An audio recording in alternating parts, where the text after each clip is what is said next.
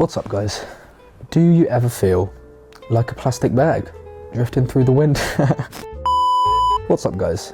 Do you ever feel like you're always running out of time? Today, I'll share with you some habits that have personally saved me hours per day. And if you want to take control of your time, get more done, and just in general be more productive, then this video is for you. Point number one, and I'm a big advocate of this: turn your phone to grayscale. There are three things that this can help with. It reduces screen time. Because there's no color on the phone, it allows you to not spend so much time on it because you're not attracted to the color. So if it's just gray all the time, you're not going to be on your phone as much. Therefore, it saves more time. Secondly, it increases mindfulness. If, for example, you're not getting drawn in by all the vibrant colors of Instagram, Snapchat, TikTok, everything like that, you're gonna think to yourself, hold on a second, why am I actually going on my phone right now? Why did I pick up my phone? Is it just a habit? And thirdly, it improves sleep quality. So the blue light that comes through your phone, especially when it's nice and colorful, is a massive, massive, massive detrimental step when it comes to getting good sleep. If there's no blue light coming from it, and that comes from turning your phone to grayscale, then you can get much deeper sleep, which is always a good thing. Speaking of sleep, let's move on to the second point, which is to get up as soon as you wake up. So I'm going to talk about three things here. Firstly, it allows you to be ready and raring to go with the day. Usually, if I'm not working, my alarm goes off at about 7 a.m. And because the alarm clock is sat the other side of the room, it means I have to get up out of my bed and walk to the other side of the room to turn off the alarm.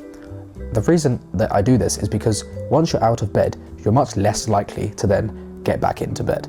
So once I've got up, gone and turned off my alarm, this means that I'm already stood up and I'm going to look at my bed and think, I'll just make it. There's no point in me getting back in anyway. Secondly, this helps with boosting productivity. The moment you wake up, and then therefore the moment you get out of bed, that's already one thing, and you're in sort of emotion already. So it means that there's already an action being taken, and it means, oh, you've taken one action, you may as well do the next action. And I think it's important, especially in the mornings, to, as the Americans like to say, eat the frog. And that means to get the most important thing that you need to get done that day done early in the morning, so that you're not spending the rest of the day thinking about it, and then eventually it might get to the time that you want to do it, say 8 or 9 p.m, and you're actually like, I've had a busy day, I'm actually not going to do it. If you get it done early in the morning, it means that it's out of the way, and that is a great thing. And I also, lastly for this point, have a special tip. If, for example, your alarm is going off at 7 a.m. and you wake up, I don't know, between 6:30 and 7, come on, don't go back to sleep, because you're going to ruin your circadian rhythm. So say you wake up at 6:45 and you've got 15 minutes till your alarm goes off, just get up then. It means no difference to you. That extra 15 minutes of sleep is not necessary, and if you were to go back to sleep, you're going to start another cycle, which means it's going to be harder to wake up once your alarm actually goes off. So if you wake up 30 minutes or less before your alarm, do not go back to sleep. Just get up. Once I've got up, turn off my alarm, and I'm ready and raring to go, I like to go downstairs and plan the rest of my day. And this leads us onto the third tip, which is to use a calendar. There's plenty of people that say you should have a specific routine that you follow every single day, and while I think that would be great for discipline and stuff, I think that there's so many things that go on in your life, in everyone's life nowadays, that just mean that you cannot stick to a routine, the exact same routine every single day. And that's why it's important to use a calendar. Because say, for example, that you want to go to the gym 6 times a week, and if you are using a routine, then it would be like 4 to 6 every day for the whole week. However, if you're using a calendar, you can say, oh, that day I go 4 to 6, and that day I'll go 2 to 4, just because I have something at 4 to 6 on that day. If you have something at 4 to 6 on that day, then you can't go to the gym if you're using a routine. So that's why I think a calendar is much, much better. I actually have already created a video. One of my first videos was on using a calendar, and this is linked whichever side. The first point about the calendar is that it leads to better time management. Say you plan your day and, I don't know, 11 to 12 you editing YouTube videos, 12 to 2 you're going to the gym, 2 to 3 you're eating food.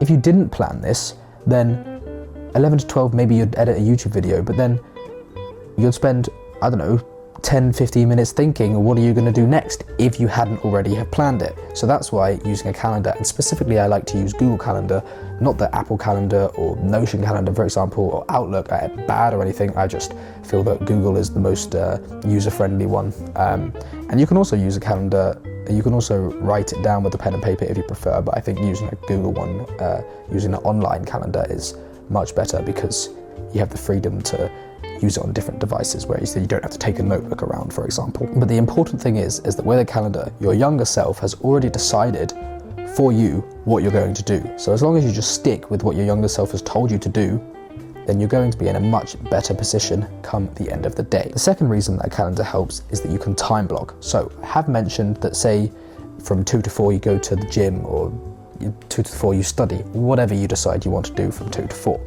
This is technically time blocking. And this is something that Cal Newport talks about in his book, Deep Work, which I would really recommend. I think it is an absolutely wonderful, wonderful book. Let's compare two scenarios though. So say from 2 to 4, you've scheduled a study session, and that's the only thing you scheduled for that time. You're gonna have, if you stick to it, 2 distraction-free hours of studying. If you do not schedule time to study from 2 to 4, and you just say to yourself, I'll study for 2 hours then you're going to be, just because you didn't put it in your calendar, for example, you're going to be thinking, I might do it, I might not do it, or I might use my phone during it, whatever, all of that rubbish. Stick to it, get a calendar, and boom, you're good to go. Thirdly, it helps with decluttering your mind.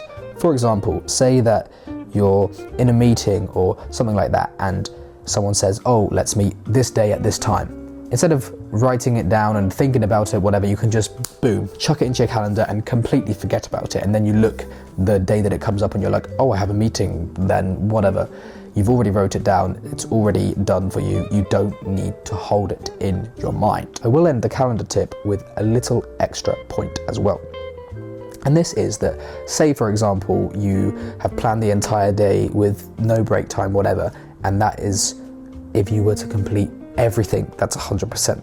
Say for example, you were only to complete 75% of what you wanted to do. That is still so much better than not using a calendar, and you would have completed 0% of the things because you haven't wrote it down, so you're just not going to end up doing it. So 75% is better than 0%. Obviously 100% is better than 75%, but 75% is so much better than 0%. Even 50% is better than 0%, even 25% is better than 0%. Everything is better than 0%. You just need to turn up. That's it. That's the 3 habits that saved me hours per day. And I hope that you got something from this video. I hope that you, if you would like to implement one of these tips, you don't have to. You can implement one of the 3 tips, you can implement 2 of the 3 tips. It's your choice. You've watched the video, you can decide which ones you want to implement. And you don't have to implement them fully how I do it. You can change it up a bit. You can say, my alarm clock is going to be next to my bed, and then either way, your decision, you do what you'd like to do. This is just a guideline. And I'll end with something important as well. It's all well and good just sat here watching YouTube video after YouTube video after YouTube video after YouTube short, whatever you're watching. All of these videos are giving you some short burst of dopamine, some short burst of motivation. The only thing that is going to make the actual difference is if you take action. And sitting here watching this video is not you taking action. So take action. Close down YouTube right now and do something that is going to benefit you in the future. Remember, there is always room for improvement.